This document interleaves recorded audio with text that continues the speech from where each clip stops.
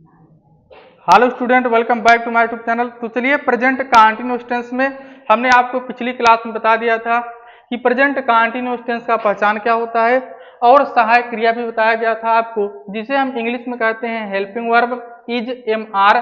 Present continuous tense का सहायक क्रिया होता है इज एम आर। एक वचन कर्ता ही सी इट नेम के साथ क्या लगाते हैं, इज लगाते हैं, और कर्ता आई के साथ क्या लगाते हैं, एम लगाते हैं, और यू दे वी इन तीनों के साथ में आर लगाते हैं। तो अफर्मेटिव सेंटेंस और निगेटिव सेंटेंस क्या हो गया था, पिछली क्लास में समाप्त हो गया था। आज की क्लास में लास्ट नंबर है जिसका नाम है इंट्रोगेटिव सेंटेंस। और सभी को पता है, जितने हम टेंस आगे चलकर पढ़ेंगे, इंट्रोगेटिव में दो तरह से पढ़ेंगे। एक इंट्रोगेटिव क्या होता है कि सबसे पहले क्या आता है, और दूसरा इंट्रोगेटिव क्या पढ़ना होता है, जिसके बीच में क्या, क्यों, कैसे आता है, जैसे प्रेजेंट इंडेफिनिट टेंस में आपको पढ़ाया गया था। तो पहला नंबर हम यही पढ़ेंगे कि जब वाक्य के शुरू में क्या आ जाए, क्या। तो चलिए, पहला नंबर देखिए, नियम। अब हर टेंस का नियम वही होगा। यदि जो एक टेंस का नियम पढ़ लिया ठीक से, हर टेंस का वही नियम। नियम में क्या लिखेंगे कि यदि वाक्य के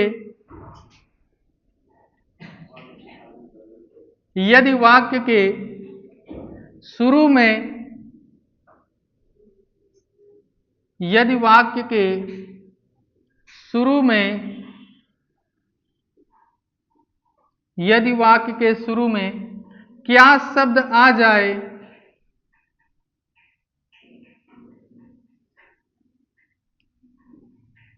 क्या शब्द आ जाए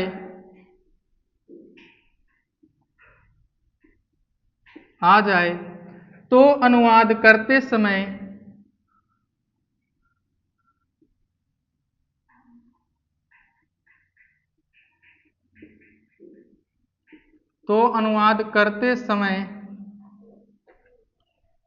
क्या शब्द की अंग्रेजी नहीं लिखी जाती है।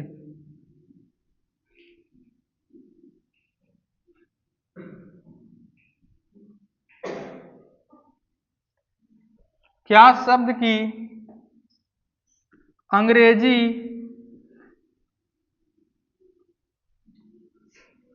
नहीं लिखी जाती है।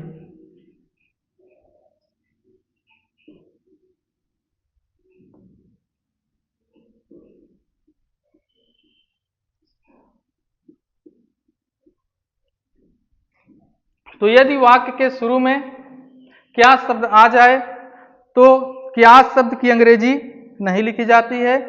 और क्या करना है, लिखेंगे आगे, बल्कि बल्कि सहायक क्रिया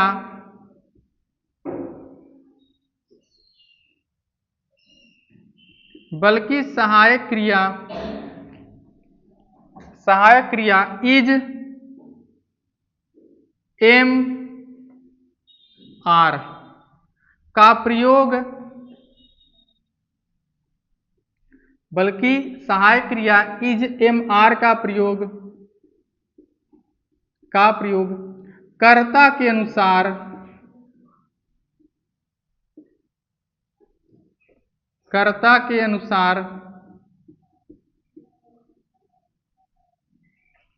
के अनुसार सबसे पहले कर देते हैं।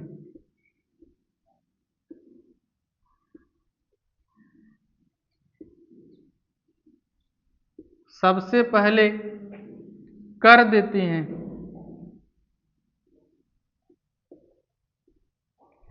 तो देखिए, नियम हो गया कि यदि वाक्य के शुरू में क्या शब्द आ जाए तो अनुवाद करते समय क्या शब्द की अंग्रेजी नहीं लिखी जाती है, बल्कि सहायक क्रिया इज एम आर का प्रयोग कर्ता के अनुसार सबसे पहले कर देते हैं।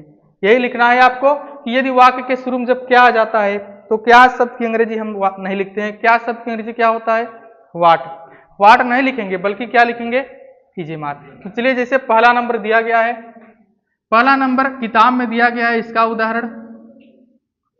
पहला नंबर क्या है, पहला नंबर है क्या लड़के शोर मचा रहे हैं। देखिए, पहला नंबर क्या लड़के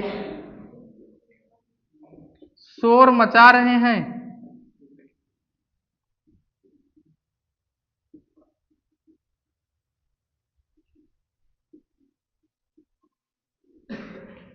क्या लड़के शोर मचा रहे हैं। अब देखिए क्या आया है, तो क्या शब्द की अंग्रेजी नहीं लिखा जाएगा, बल्कि कर्ता के अनुसार, कहाँ लिखा गया यहाँ पर, कर्ता के अनुसार सबसे पहले क्या लिखेंगे, इज एम आर।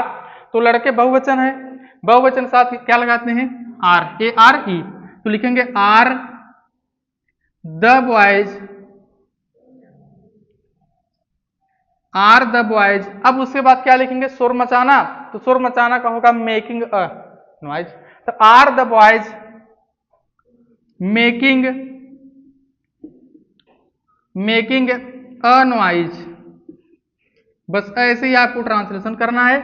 सबसे पहले सहायक क्रिया, फिर कर्ता और फिर क्रिया, क्रिया मतलब वर्ब, ऐसे आपको लिखना है। जैसे अगला नंबर दिया गया है, अगला नंबर सेंटेंस है, वह क्या वह तुम्हें बुला रहा है, क्या है अगला नंबर सेंटेंस, क्या वह तुम्हें बुला रहा है।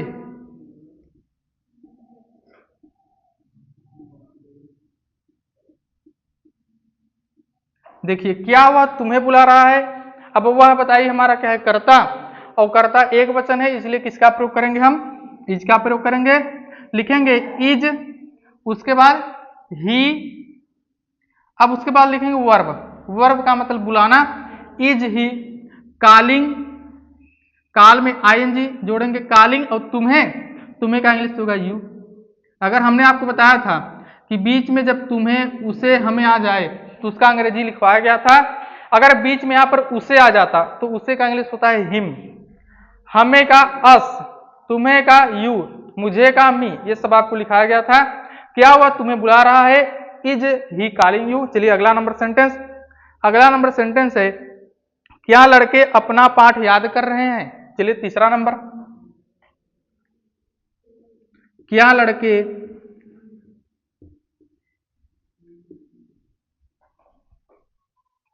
अपना पाठ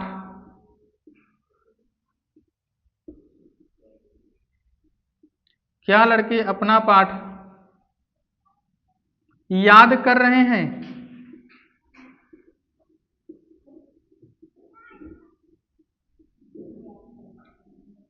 चलिए क्या लड़के अपना पाठ याद कर रहे हैं। अब यहां पर भी देखिए लड़के क्या है, बहुवचन, तो इसलिए क्या लगाएंगे, आर, लिखेंगे आर, लड़के का इंग्लिश लिखेंगे द बॉयज, क्या लिखेंगे, the boys, are the boys, are the boys. उसके बाद अब फिर लिखेंगे वर्ब, वर्ब मतलब याद करना का इंग्लिश क्या होता है, लर्न, लर्न का मतलब याद करना, आर द बॉयज लर्न, लेकिन इसमें आई जोड़ना है ना, तो जाएगा लर्निंग। अब देखिए अपना पाठ, तो अपना का इंग्लिश आपको लिखाया गया था, जैसे क्या हुआ अपना पाठ याद कर रहा है, वह के साथ में अपना का इंग्लिश हिज, क्या हुआ अपना पाठ याद कर रही है। अब यहाँ पर लड़की है तो हर, अपना का, क्या मैं अपना पाठ याद कर रहा हूं, मैं के साथ में अपना का इंग्लिश माई, हम के साथ अपना का इंग्लिश आवर, यू के साथ अपना का इंग्लिश योर, दे के साथ अपना का इंग्लिश दियर। और अगर बहुवचन है जैसे लड़के, लड़कियां, बच्चे, विद्यार्थी, क्या विद्यार्थी ना बाहर खेल रहे हैं, अगर विद्यार्थी सभी का बात हो रहा है, अगर बहुवचन है तब भी अपना के लिए क्या लिखेंगे, दियर, देयर नहीं दियर, लिखेंगे T H E I R, their. अब लिखेंगे लेसन, हो गया are the boys learning their lessons, हमारा क्या हो गया, ट्रांसलेशन हो गया। तो यदि शुरुआत में जब क्या आ जाएगा तो इसी प्रकार आप इजेमार का प्रयोग क्या करेंगे, सबसे पहले करेंगे। चलिए यह लिख लीजिए। उसके बाद अब देखिए एक और नियम है जिसमें क्या, क्यों, कैसे, कहां पर आएगा, बीच में आएगा।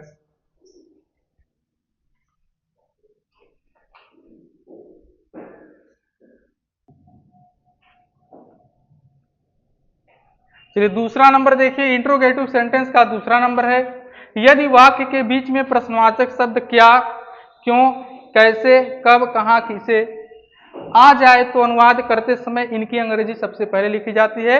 तो पहला हमारा नियम क्या था, जब वाक्य के शुरू में क्या आ जाए, और दूसरा नियम हर टेंस में ही होता है, यदि वाक्य के बीच में क्या, क्यों, कैसे, कब, कहां, किसे आ जाए तो इनकी अंग्रेजी हम सबसे पहले लिखेंगे। देखिए उदाहरण में लिखा गया है कि तुम यहां क्या कर रहे हो, क्या की अंग्रेजी क्या लिखा जाएगा सबसे पहले, और क्या का इंग्लिश होता है वाट, WHAT वाट। वाट के बाद अब आप लिखिए सहायक क्रिया, बताए तुम के साथ क्या लगता है, तुम के साथ आर, तो लिखेंगे वाट आर। अब तुम का इंग्लिश क्या लिखेंगे यू। तुम यहां क्या कर रहे हो, तुम यहां क्या कर रहे हो, तो कर जो है डू मतलब होता है करना, डी ओ डू मतलब करना। वाट आर यू लिखेंगे डूइंग, डू मतलब करना होता है। अब यहां का इंग्लिश लिखेंगे हियर, हियर मतलब यहां। ऐसे ही सेंटेंस को बनाएंगे कि what are you doing here, तुम यहां क्या कर रहे हो। चलिए अगला नंबर सेंटेंस, लड़कियां क्यों नहीं खेल रही हैं। अगला नंबर सेंटेंस, लड़कियां क्यों नहीं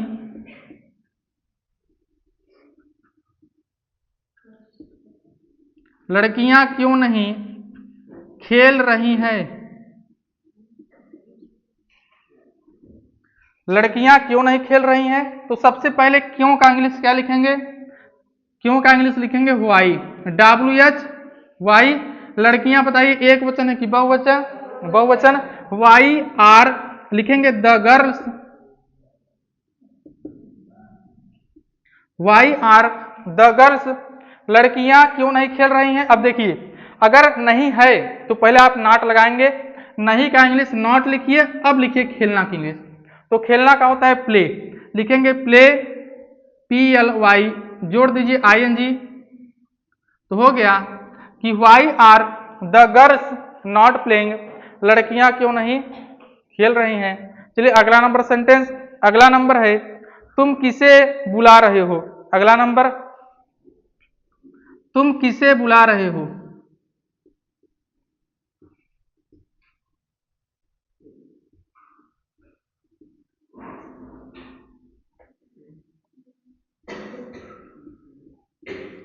तुम किसे बुला रहे हो। अब देखिए किसे का इंग्लिश क्या होता है, आप याद कर लीजिए, आप क्या करिए घर पर याद कर लीजिए कि क्या का इंग्लिश क्या होता है, क्यों का, कैसे का, कब, कहां, किसे।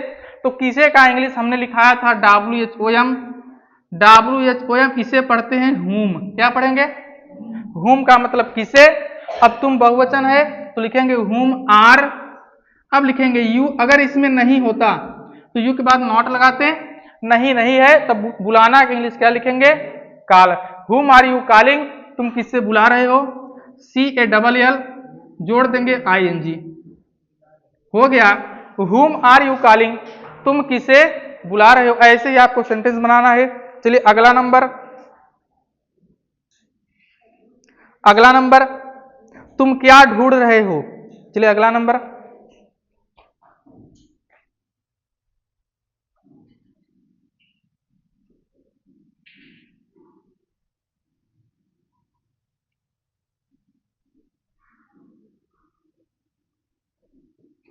अब देखिए इसमें क्या लिखा गया है कि तुम क्या ढूंढ रहे हो, क्या का इंग्लिश क्या होता है वाट, लिखेंगे वाट।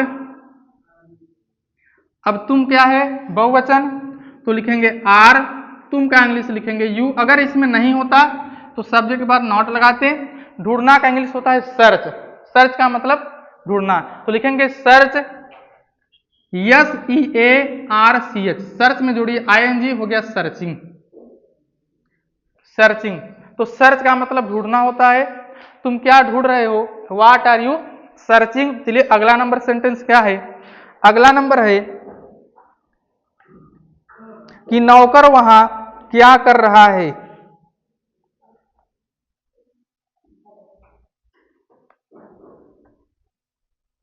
अगला नंबर सेंटेंस, नौकर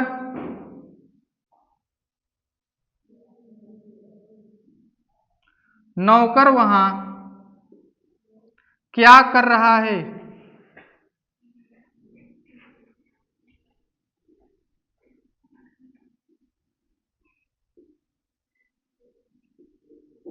चलिए नौकर वहां क्या कर रहा है, फिर हम लिखेंगे क्या का इंग्लिश सबसे पहले वाट। अब नौकर को इंग्लिश में कहते हैं सर्वेंट, और नौकर को एक वचन माना जाएगा। और कैसे जानेंगे, यहाँ पर बिंदु भी नहीं लगा है। नौकर वहां क्या कर रहा है, लिखेंगे व्हाट इज द सर्वेंट, क्या लिखेंगे?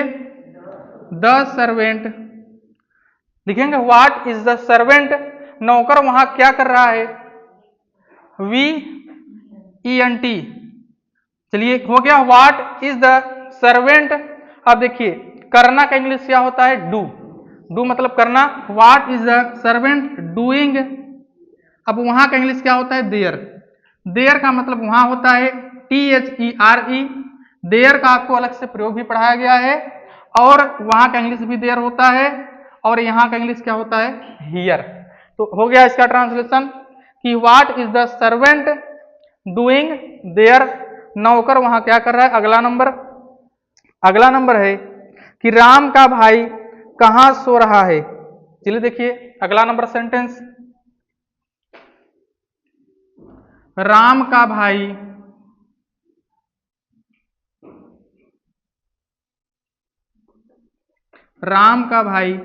कहां सो रहा है।